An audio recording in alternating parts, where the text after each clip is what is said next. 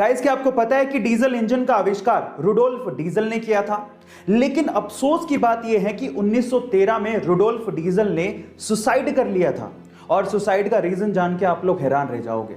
Rudolf diesel को यह लगता था कि जो डीजल इंजन का आविष्कार उन्होंने किया है वो बेकार है, फिजूल है, कभी काम नहीं आने वाला। सिर्फ इसी वजह से उन्होंने सुसाइड कर लिया था। बहुत जल्दी हार मान ली। अब 2018 की रिपोर्ट सुनिए। 2018 की रिपोर्ट के अनुसार पूरी ही दुनिया के 60% व्हीकल्स में डीजल इंजन लगा हुआ है। इसीलिए कहते हैं इतनी जल्दी हार नहीं माननी चाहिए। किस्मत का पहिया कब पलट जाए किसी को नहीं पता। एक बार एक फौजी से एटीएम गार्ड ने पूछा कि भाई आप डेली आते हो और 100 रुपए निकालते हो, इससे बढ़िया आप जरूरत के हिसाब से एक साथ क्यों नहीं निकाल लेते? तो उसके बाद जो फौजी ने जवाब दिया ना, वो आप लोगों को सुनना चाहिए। फौजी ने कहा कि मेरे बैंक अकाउंट से मेरी वाइफ का मोबाइल लिंक्ड है। जब मैं यहां से पैसे निकालता हूं तो मेरी वाइफ को एक मैसेज जाता है, जिसके बाद उसे और घर वालों को यह तसल्ली हो जाती है कि मैं जिंदा हूं। गाइस, फौजियों की भावनाओं को समझिए। वो सिर्फ हमारे लिए और देश की रक्षा करने के लिए ऐसी जगहों पर ऐसी कंडीशंस में रहते हैं। तो आज हमारे सब फौजी भाइयों के लिए एक सैल्यूट तो बनता है। इलाज में होने वाले भारी भरकम खर्च की वजह से आज बीमार होने में भी डर लगता है।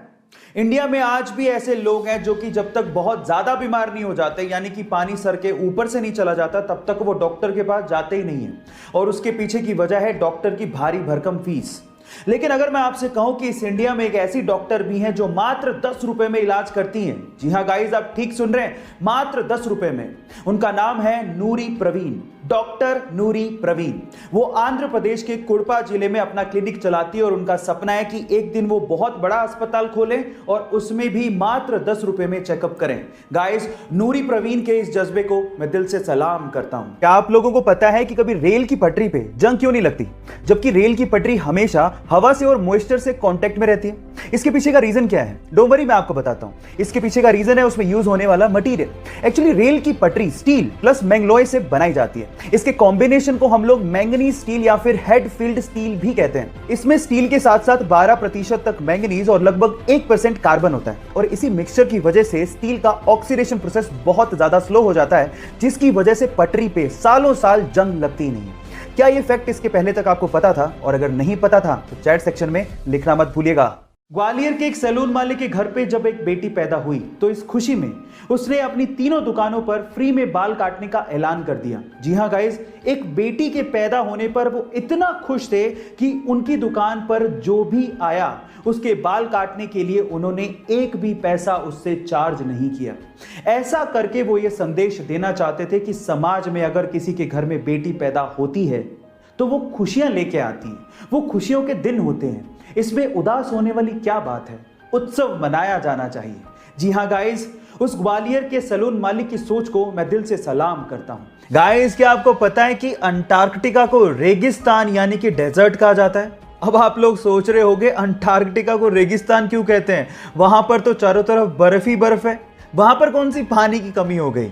तो थांबा, मैं आपको आपकी जानकारी के लिए बता दूं कि हम मानते हैं कि भैया स्नो बर्फ होती है, लेकिन स्नो की कंजप्शन आपको हाइड्रेट करने की बजाय डिहाइड्रेट कर देती है। जी हां गाइस, आप ठीक सुन रहे हैं। जब आप स्नो की कंजप्शन करते हैं तो आपके शरीर को उसे पानी में बदलने में ज्यादा एनर्जी लगती है, जो स्नो के हाइड्रेटिंग इफेक्ट को नलीफाई कर देती है ना? Interesting fact. ये फैक्ट जान के आपको कैसा लगा चैट सेक्शन में लिखना मत भूलिएगा।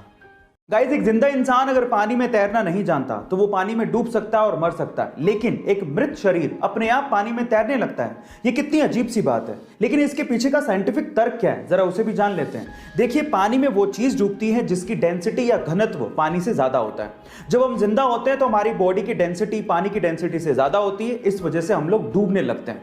लेकिन डूबने के बाद जब मृत शरीर में हम लोग परिवर्तित हो जाते हैं तो हमारे शरीर में पानी घुस जाता है और अंदर के जो बैक्टीरिया होते हैं वो पनपने लगते हैं और अंदर गैस बनाने लगते हैं। और उसी गैस की वजह से हमारी बॉडी का घनत्व या डेंसिटी पानी की डेंसिटी से कम हो जाती है और इस वजह से अपने आप ऊपर आके हम लोग तैरने लगते हैं। यही इसके पीछे का साइंटिफिक रीजन है। क्या इसके पहले तक के फैक्ट आप जानते थे? और अगर नहीं जानते थे तो चैट सेक्शन में जरूर लिखिएगा। और ऐसे अमेजिंग वीडियोस के लिए यूट्यूब पे हमारे चैनल को सब्सक्राइब कर लीजिएगा। और अगर आप इंस्टाग्राम पे देख रहे हैं तो मुझे फॉलो करना मत भूलिएगा। मिलते हैं अगली वीडियो में।